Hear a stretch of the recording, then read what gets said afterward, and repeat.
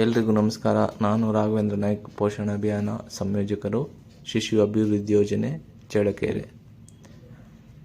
ಇವತ್ತು ಈ ಒಂದು ವಿಡಿಯೋದಲ್ಲಿ ನಿಮಗೆ ತಿಳಿಸ್ಕೊಡುವಂಥ ಮುಖ್ಯವಾದ ವಿಷಯ ಏನಪ್ಪ ಅಂತೇಳಿದರೆ, ಯೂನಿಲರ್ನ್ KA ಆ್ಯಪ್ನಲ್ಲಿ ನೀವು ನಿಮ್ಮ ECCE ಕೋರ್ಸನ್ನು 8ನೇ ಮಾಡ್ಯೂಲನ್ನು ಹೇಗೆ ಎಂಟ್ರಿ ಆಗಬೇಕು ಮತ್ತು ಆ ಒಂದು ಮಾಡ್ಯೂಲನ್ನು ಹೇಗೆ ಕಂಪ್ಲೀಟ್ ಮಾಡಬೇಕು ಅನ್ನೋದನ್ನ ನಿಮಗೆ ಈ ಒಂದು ವಿಡಿಯೋದಲ್ಲಿ ತಿಳಿಸ್ಕೊಡ್ತಾ ಇದ್ದೀನಿ.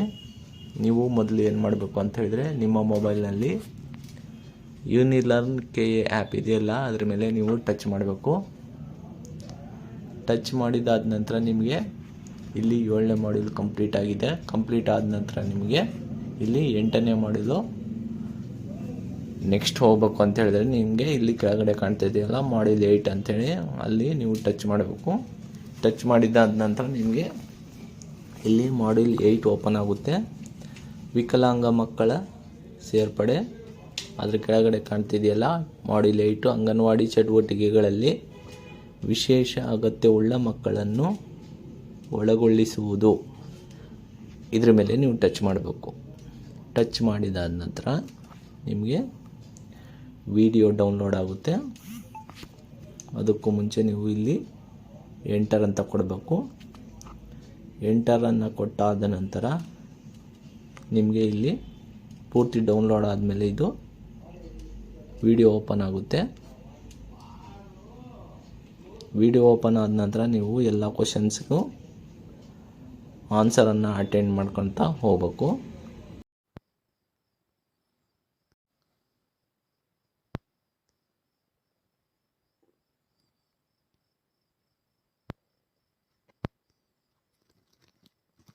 ವಿಶೇಷ ಅಗತ್ಯವಿರುವ ಮಕ್ಕಳನ್ನು ಅಂಗನವಾಡಿಯ ಚಟುವಟಿಕೆಗಳಲ್ಲಿ ಒಳಗೊಳಿಸಿಕೊಳ್ಳುವುದು ಎಂಬ ಮಾಡ್ಯೂಲ್ಗೆ ಸ್ವಾಗತ. ನಮಸ್ಕಾರ, ನನ್ನ ಹೆಸರು ಸರಿತಾ. ನಾನು ಅಂಗನವಾಡಿ ಮೇಲ್ವಿಚಾರಕಿ. ಈ ಮಾಡ್ಯೂಲ್ನಲ್ಲಿ ನಾನು ನಿಮ್ಮ ಮಾರ್ಗದರ್ಶಕಿಯಾಗಿದ್ದೇನೆ. ಈ ಮಾಡ್ಯೂಲ್ ಅನ್ನು ಪೂರ್ಣಗೊಳಿಸುವ ಹೊತ್ತಿಗೆ ನೀವು ಕೆಳಗಿನ ಸಾಮರ್ಥ್ಯಗಳನ್ನು ಪಡೆದಿರುತ್ತೀರಿ. ಕೊಳ್ಳುವುದರ ಮಹತ್ವವನ್ನು ಕಲಿಯುವಿರಿ. ಒಳಗೊಳಿಸಿಕೊಳ್ಳುವಿಕೆಯ ಅರ್ಥವೇನು ಎಂಬುದನ್ನು ಹೇಳಬಲ್ಲಿರಾ? ಅಕ್ಕ, ಒಳಗೊಮ್ಮೆ ವಿಭಿನ್ನ ಸಾಮರ್ಥ್ಯದ ಮಕ್ಕಳು ಒಳಗೊಳ್ಳುವಿಕೆಯು ಅನೇಕ ಕಾರಣಗಳಿಗಾಗಿ ಬಹಳ ಮಹತ್ವದ್ದಾಗಿದೆ. ಅಂಗನವಾಡಿಯಲ್ಲಿರುವ ವಿಭಿನ್ನ ಸಾಮರ್ಥ್ಯದ ಮಕ್ಕಳನ್ನು ಒಳಗೊಳಿಸಿಕೊಳ್ಳುವುದರಿಂದ ಕೇಂದ್ರದಲ್ಲಿ ಒದಗಿಸಲಾಗುತ್ತಿರುವ ಸೇವೆಗಳಿಗೆ ಪಡೆಯುವ ಸಾಧ್ಯತೆಯು ಹೆಚ್ಚಾಗುತ್ತದೆ. ಅಕ್ಕ, ವಿಭಿನ್ನ ಸಾಮರ್ಥ್ಯದ ಮಕ್ಕಳನ್ನು ಶಾಲಾ ಪೂರ್ವ ಚಟುವಟಿಕೆಗಳಲ್ಲಿ ಹೇಗೆ ಒಳಗೊಳ್ಳಲು ಸಾಧ್ಯವಾಗುವುದಿಲ್ಲ. ಆದರೆ ಈ ಅಂಗನವಾಡಿ ಕೇಂದ್ರದ ಭೌತಿಕ ರಚನೆಯಲ್ಲಿ ಅಗತ್ಯವಾದ ಈಗ ನಾವು ವಿಭಿನ್ನ ಬಗೆಯ ನ್ಯೂನತೆಗಳನ್ನು ನಿರ್ವಹಿಸಲು ಸಹಾಯಕವಾಗುವ ಕೆಲವು ಕಾರ್ಯತಂತ್ರಗಳನ್ನು ತಿಳಿಯೋಣ. ಈ ಕಾರ್ಯತಂತ್ರಗಳನ್ನು ಬಳಸುವ ಮೂಲಕ ವಿಶೇಷ ಸಾಮರ್ಥ್ಯದ ಮಕ್ಕಳನ್ನು ಮೃದುವಾಗಿದೆ ಮರೆಯುವ ಸಾಧ್ಯತೆ, ಪರ್ಯಾಯಲೋಚನೆ ಮತ್ತು ಚರ್ಚೆಗಾಗಿ ಪ್ರಶ್ನೆಗಳು. ನಿಮ್ಮ ಈ ಕಲಿಕೆ ಗುಂಪು ಅಥವಾ ನಿಮ್ಮ ಸೆಕ್ಟರ್ ಸಭೆಗಳಲ್ಲಿ ಅಥವಾ ನೀವಾಗಿಯೇ ಈ ಪ್ರಶ್ನೆಯನ್ನು ಪರ್ಯಾಯಲೋಚಿಸಿ. ನೀವು ನಡೆಸ ಬಯಸುವ ಯಾವುದೇ 2 ಚಟುವಟಿಕೆಗಳನ್ನು ಆಲೋಚಿಸಿ. ಈ ಚಟುವಟಿಕೆಗಳಲ್ಲಿ ಉಳಿದ ಮಕ್ಕಳ ಜೊತೆ ವಿಭಿನ್ನ ಸಾಮರ್ಥ್ಯವುಳ್ಳ ಮಕ್ಕಳು ಭಾಗವಹಿಸುವುದನ್ನು ಹೇಗೆ ಖಚಿತಪಡಿಸಿಕೊಳ್ಳುವಿರಿ?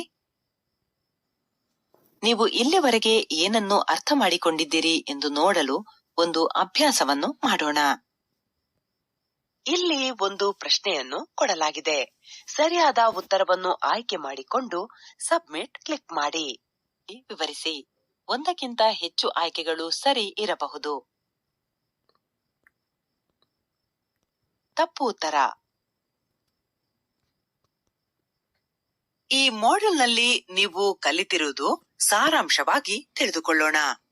ಈ ಮಾಡ್ಯೂಲ್ನಲ್ಲಿ ನೀವು ಕಲಿತಿರುವುದು ಎಂದರೆ ವಿಭಿನ್ನ ಸಾಮರ್ಥ್ಯವುಳ್ಳ ಮಕ್ಕಳ ಸಾಮರ್ಥ್ಯಗಳು ಮತ್ತು ದಕ್ಷತೆಗಳನ್ನು ಗಮನಿಸಿ, ಅವರು ಯಾವುದನ್ನು ಮಾಡಲಾರರೋ ಅದರ ಕಡೆಗೆ ಅದನ್ನು ಮಗುವಿನ ಅಂಗಣದ ಸ್ಥಳಾವಕಾಶವನ್ನು ಮಾರ್ಪಡಿಸಿ. ನೀವು ಈ ಮಾಡ್ಯೂಲ್ ಅನ್ನು ಯಶಸ್ವಿಯಾಗಿ ಮುಗಿಸಿದ್ದೀರಿ. ಧನ್ಯವಾದ. ಈಗ ನೀವು ಮುಂದಿನ ಮಾಡ್ಯೂಲ್ ಅನ್ನು ಆರಂಭ ಮಾಡಬಹುದು.